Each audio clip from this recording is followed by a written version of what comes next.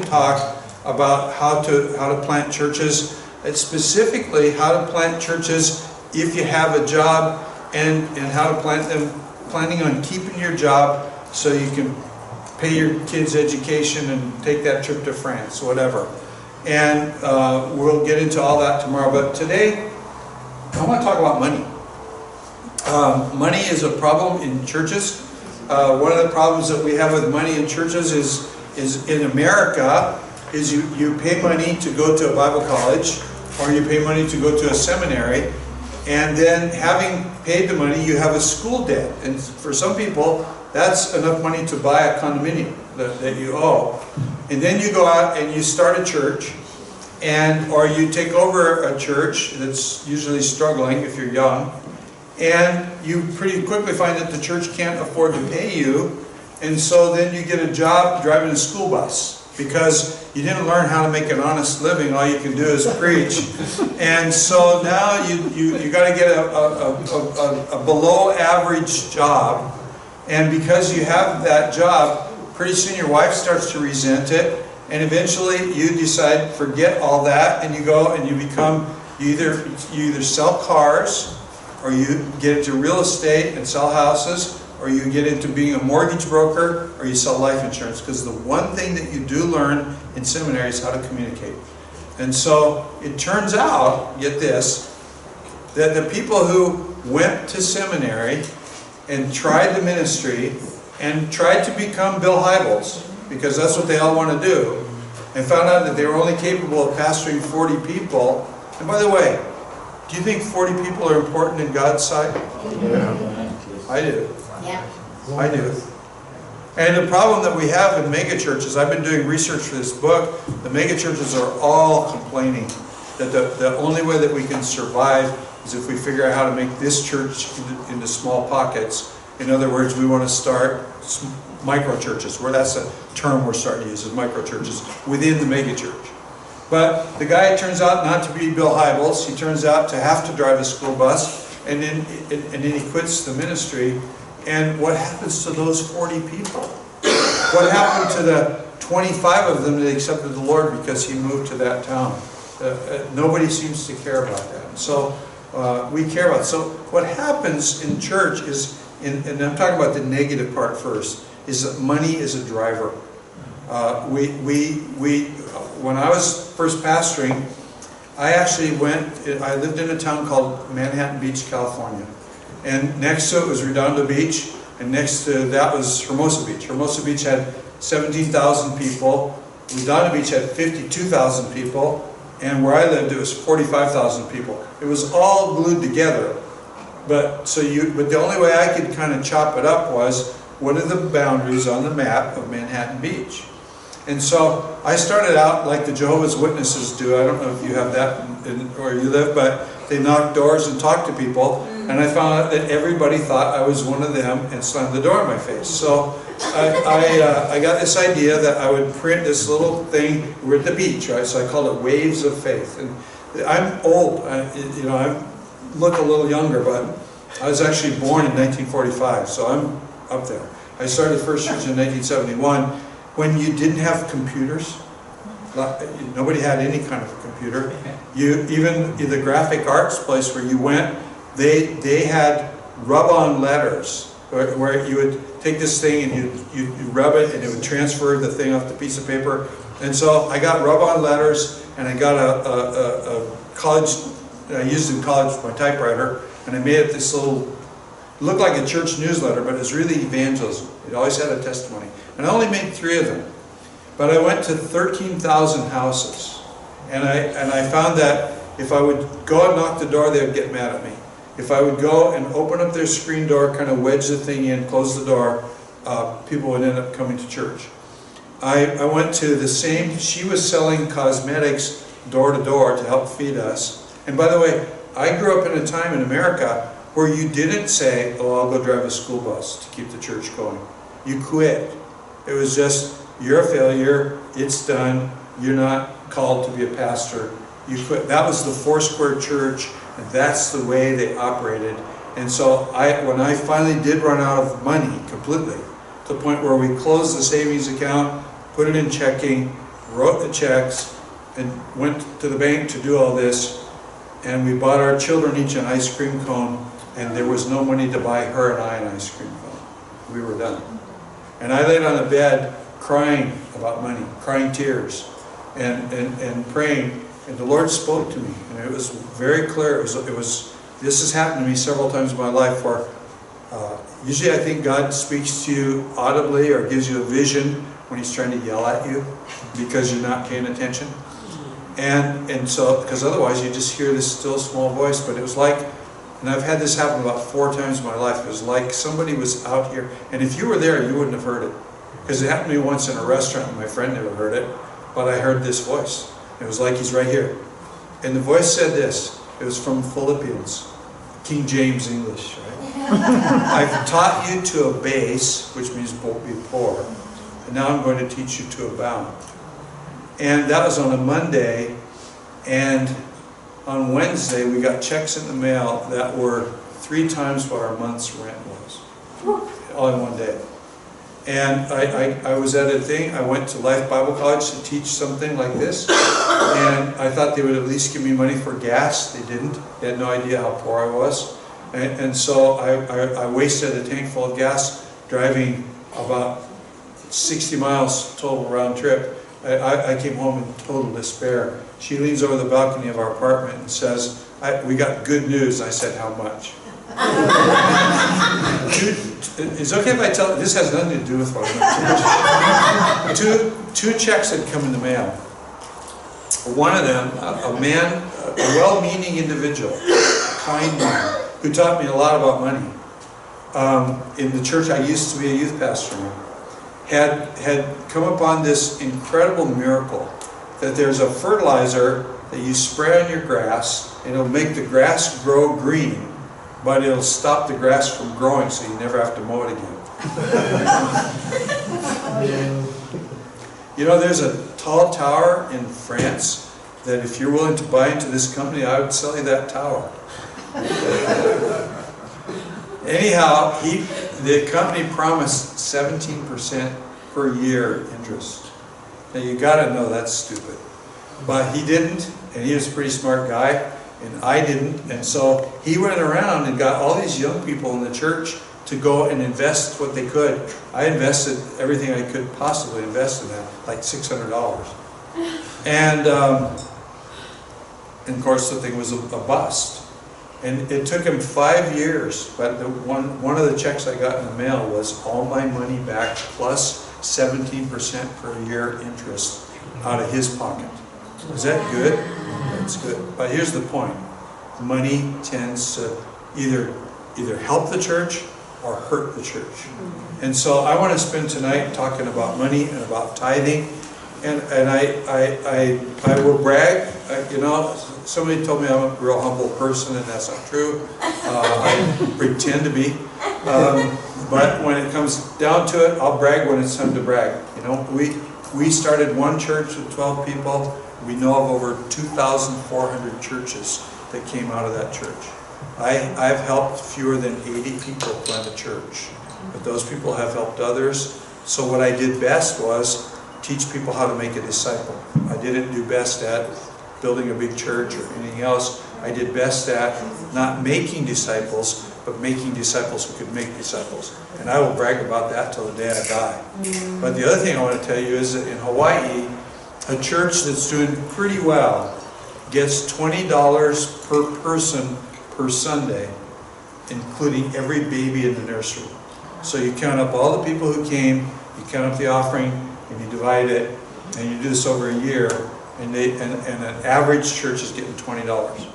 A church that's doing quite well and proud of itself and bragging about it is getting $30 per person per Sunday.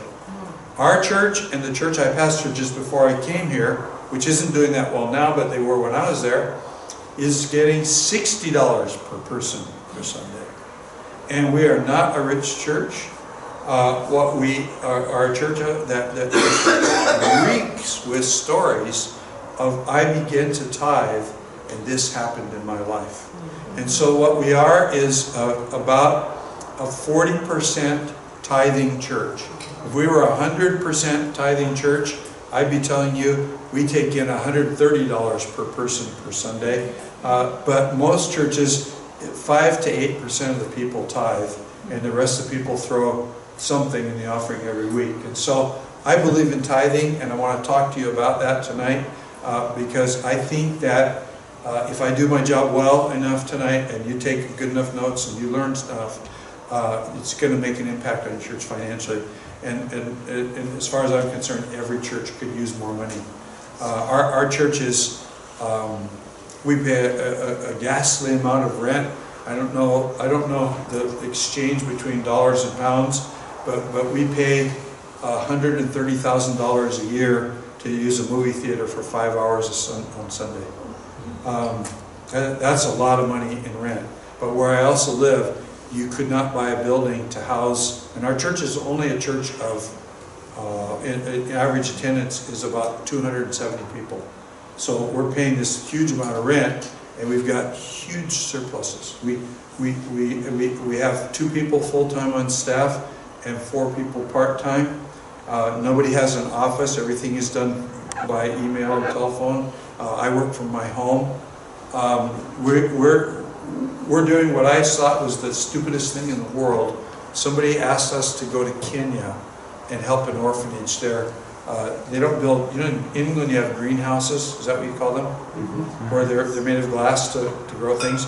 Well, in Kenya you have shade houses because the sun's too hot. And they wanted to grow vegetables in this orphanage. And so this is why I was still at the bigger church, which I handed off about 5 years ago. We went down there and built these shade houses, and we intentionally found inexpensive material that we knew they could buy in Kenya. So if they wanted to build one, they could build one after we left. And we went down there, and a year later we went back. We'd built 1 greenhouse, they built 2 more.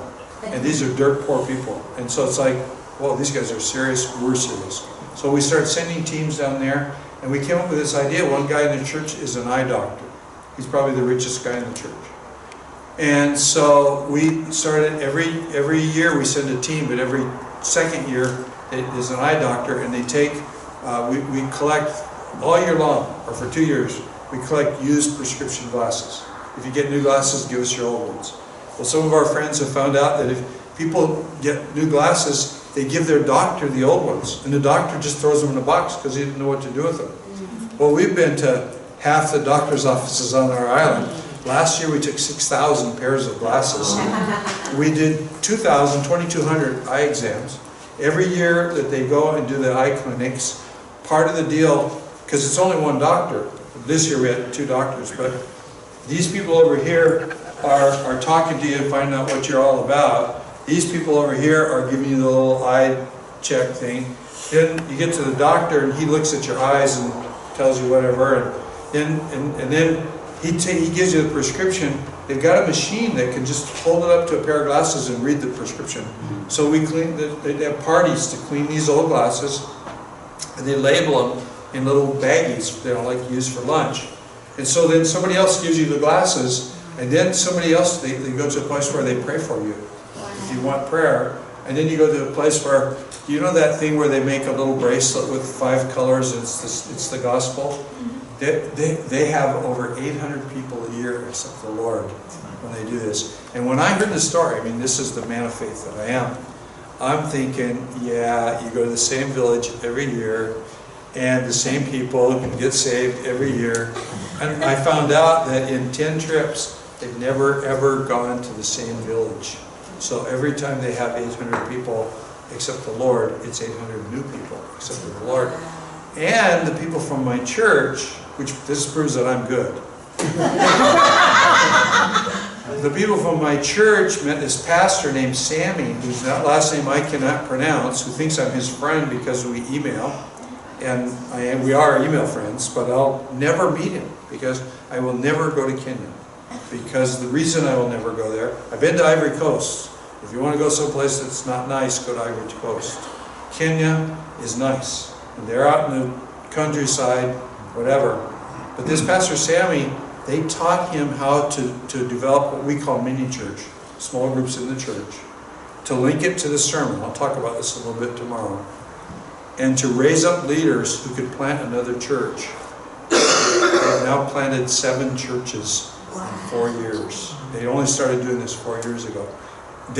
Now the people from my church are only there 2 weeks, so they didn't do anything except for teach Sammy what they knew, what I taught him. But it's just making disciples who make disciples who make disciples. And Sammy's got big vision, and he's after his people. If your church gets too big, you're in trouble from Sammy. And they're not after money. That's the other thing that's important is they're so often the mission field. You go to Japan, it's horrible. The people in Japan are totally dependent on Americans, and it's one of the richest countries in the world. But they're always waiting for us to initiate everything. So anyhow, getting back to it, we are able to spend more than half the amount of money it costs to get from Hawaii. The reason I thought it was stupid is we go to Asia all the time because it's right next door. It's exactly halfway around the planet to get to Dubai, and then you got to fly 5 hours to get to where we're going in Kenya. And it's like, let somebody from the East Coast, or let one of you guys go to Kenya. Why should we go to Kenya? But we went to Kenya, and it's the best thing that we ever did. And the reason that I won't go there is I don't want people to say that I had anything to do with it. I don't want to steal the thunder away from the people that are there. But I'll tell you this, that for it's roughly $4,000 to go to Kenya. Nobody pays more than $1,700 because our church pays the rest, and we got money to spare. And that's why I want to talk to you about money, because I think that you could be doing a lot more than you're doing. I'm hoping that by the time I'm done talking to you, guys like you that have good jobs would never think of leaving your job. It's far better to have a good job and start a church that can thrive, and start more churches and start more churches. That's the only way we're going to really win the world. And but it would always be nice to have more money, because then you could do more things that seem extravagant, and we want to go from there. So I want to talk first. I got 3 talks, and I'm going to talk pretty fast. It's not my normal thing. Usually I like to have you talk a lot in between, but I'm going to try and go a little bit faster. The first thing is about this, I hope you take some notes, is you need to, in overcoming fear, you need to be honest about your fear. I've always been told, never ever say negative things in front of the congregation. I found out the congregation believes in you once you tell the downside of what is going on. And so, one of the things that I've learned over my life is that talking about money is not a very comfortable thing for our pastors. And so, I just get up there and tell them, you know, this is not easy for me. It's very hard for me. And what I do is I explain. My notes are there, that's so maybe if I move this thing, my notes can be over here. It'll look like I know what I'm talking about. So, it's a conflict of interest. I get paid because you tithe. So tithe. That's not a good reason to tithe. The reason to tithe is because God says so, and He says He'll bless you for it. But if I don't get up there and admit that your tithe pays my salary, and that makes me feel weird talking about it, then they're going to all think, oh, he's just doing this to get a pay raise. And the truth is, I get a pay raise because of the job I did during the year or didn't do. And whether you tithe doesn't really matter, because our church is operating in the black. So if you get more money, it means that somebody else gets more money. It doesn't mean that I get more money. But I think it's important that you tell people that this is an uncomfortable thing for you. The second thing that I do in overcoming my fear is this. I tell them, look, all I can promise you today is I'm going to do the best job I can. Which means that I'm going to be as honest about the Scripture as I ever am. And if I'm talking about things that make you feel uncomfortable about the way that you treat your wife, if I talk about things that make you feel uncomfortable about the way that you do your job at work. By the way, I'm a person who normally teaches through the Bible chapter by chapter, verse by verse. When I go home, my sermon's 1 Samuel chapter 19. I was actually looking at it today. I got to get started. So I'll take a break every so often. We need to talk about evangelism, so I'll do it for 2 or 3 weeks.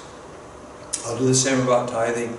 And so I just promise that I honestly am scared of you guys this morning. You're my best friends, but I'm still afraid of you because I'm afraid you're going to think wrong thoughts. So the only thing I can do is I promise you this, that I'm going to be as straight about this as I am about anything else. And if it makes me feel bad, that's too bad. If it makes you feel bad, that's tough. We're just going to do it. I like to make jokes about if you came to church today and you're one of those people who is so convinced that all churches ever do is talk about money, well, you came the right day. and once I get them laughing about that, and see, I never talk about money but 3 times a year. I do 2 sermons back to back about tithing, and 6 months later I do 1 sermon about tithing. And occasionally, if it's something in the scripture, because I'm just going chapter by chapter, then I talk about that. We have something else. We talk about money, by the way, every Sunday at our church, but I just don't talk about it. So I'm able to say, if you came to church because the preachers are always talking about money, you came the right day. Feed your prejudice, go home, tell all your friends that that's what happened. But if you come next week, then I'm going to wreck you because I'm not going to do the thing that you think. And I find that just kind of diffuses the fear in the room and makes it a little bit easier for me. And so one of the things that I want to do is I'm talking about this is just to point out the possibility of breaking a spirit of poverty. Because most of the people in my church don't expect to get ahead. We live in the most expensive place in the United States. One guy that was in our church, a young guy, very sharp, was the 2nd best salesman in his company in the whole United States. He bought a condominium in Waikiki, a 2-bedroom condominium. He has a family. He was renting 1 bedroom out to make more money, and then he was paying his mortgage, a 30-year mortgage. He was on schedule to pay it off in 7 years, and he's complaining that he's broke. And he is broke because he can't afford to take his wife out to dinner. But if he'd pay it off in 9 years, then he wouldn't be broke anymore, right? And so he actually moved away to the mainland just to get away from how high the cost of living is. But the truth is, it's very, very difficult to get ahead in Hawaii for young people. And so I'll talk about 2 Chronicles chapter 7, verse 14, which talks about God blessing a people. It doesn't talk about money, but God blessing a people who humble themselves and pray and seek Him. And then I link that over into Malachi, and I talk about the promises that are there, and we go from there. So I want them to see the big picture. This is probably the second major part of this little short talk. In that I don't want to just talk about tithing, even when I'm talking about tithing. I want to talk about financial stewardship. We regularly do things when we can to help our people. If somebody is good at simple investing, we found an investment guy who will only take you if you have $500,000. He's barely interested in you, okay? But he's a dedicated Christian, and he's willing to come and talk to young people in our church about how to get started investing. And he doesn't want them to invest with him because they don't have enough money, but he can show them ways where that they can and then we talk a lot about there was just an article that fed all of us really well about why the millennial generation will never get ahead financially and will never own real estate and will always rent. And what it is that they spend up to 60% of their income on luxury items. I mean, let that one sink in for a minute. If you're buying coffee at Starbucks every day, you could be making it for 40 cents a cup at home, and you're paying $4 to $6 a cup for coffee. If you would just save that up over a month, we have a thing in America called an ETF, an exchange traded fund. You can make a a little investment in that thing. And my friend can show you a way to put it where it almost, if you over time, it can't lose money. It's going to make you money. So we do things like that to teach people. We've done seminars about how to get into real estate. We found a thing now where there's a company in the mainland, actually they're probably in Hawaii too, but they look at all the places in America and the rate of rent versus how much the property costs. Am I talking right? Yeah. Okay. In America, it's called a cap rate. And it's just like interest. Okay. So in Hawaii, if you're doing really, really good and you rent out a property, you can earn about 3% per year on your money, on the cost of the property. But if you go to Grand Rapids, Michigan, it's over 13.5%. And if you go to Hawaii and buy a one-bedroom condo, you can get one probably, if you're lucky, for $200,000 US. If you go to Grand Rapids, Michigan, you can buy 3 houses for $200,000 US. So a person with very little money can go to this company in the mainland, and you never even see the property. They charge you 1% for buying it for you, and not of the price of the property, 1% of the commission. They charge you 1% of whatever you pay the guy to manage the property, and then if you sell it, you pay 1% of the commission to them for that. So they do everything for you. So now we're having guys that work at Starbucks that are saving money so that they can buy a rental property someplace else and keep paying sky-high rent in Hawaii. What I'm saying is this. I'm not up here just teaching you to tithe. I'm not up here teaching you to tithe because I need your money to get a pay raise. What I'm trying to do is help you get ahead in life. And the Bible makes these incredible promises about tithing, but it says all this stuff about stewardship, and I want to teach you all that as well. When you put the package together, well, we're getting 3 times as much as the good churches in Hawaii in our income, and we're able to do some pretty incredible things. I just want to always teach people that the Bible says that God is able to do exceeding abundantly beyond all we can ask or think. And that whatever it is that you're thinking about your financial situation, you're probably thinking too small. You know, my wife grew up one of 7 children. Her mother and father are both deaf mutes. Her father, my wife was, her father is not the man who raised her. That man was not allowed to marry her mother. They got pregnant during the war. Her mother is Caucasian, actually English and Welsh, right? And the parents wouldn't let her have anything to do with the Filipino man who got her pregnant because he was a Filipino, because they were racist.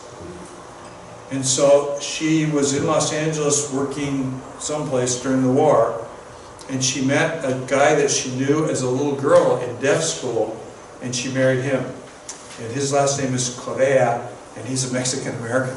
And so the racist part of her family has never really had much to do with her. And that's her background. But here's the deal. If you're a Mexican in LA, where there's a lot of racism going on, and you're deaf on top of that, you're not doing real well financially. And you got 7 kids, and they moved from their 1-bedroom apartment, 7 people, to a little house in a place called La Puente, California. And in order to do so, he took a second 40-hour-a-week job. He was working 80 hours a week. And basically, it killed him when he was 43 years old. So, not much hope there. My father was a machinist. Never went to college. Had a good job. He was actually the foreman at the machine shop. But when I went to Life Bible College, my parents could give me $15 every 2 weeks so I could make a long-distance telephone call for about 8 minutes to talk to my mom and dad. And that was all the support I got going to college. I worked a 40-hour-a-week job to get through college. And then I went out and started a church. And I left a pretty good paying job as a youth pastor. And the feminist thing was just happening in America. And she was being groomed to become an officer in the bank where she worked. And we had a kid, and once I took one look at him, I decided she's not going back to work. and so we were really tough on it. And here we are. And, and you know, we've been coming back doing this, and I raised the money, right? But this trip is different. We're on vacation. I just came in early to be with you guys. We never thought we would do this. I've been in every continent of the world, so has she. The thoughts that we had about what life held for us, well, God had thoughts that were exceedingly abundantly greater beyond all that we could ask or think. And so I want our people to begin to go, God, what is it? Because He does answer those prayers. Is this good? Because I'm done with that little talk.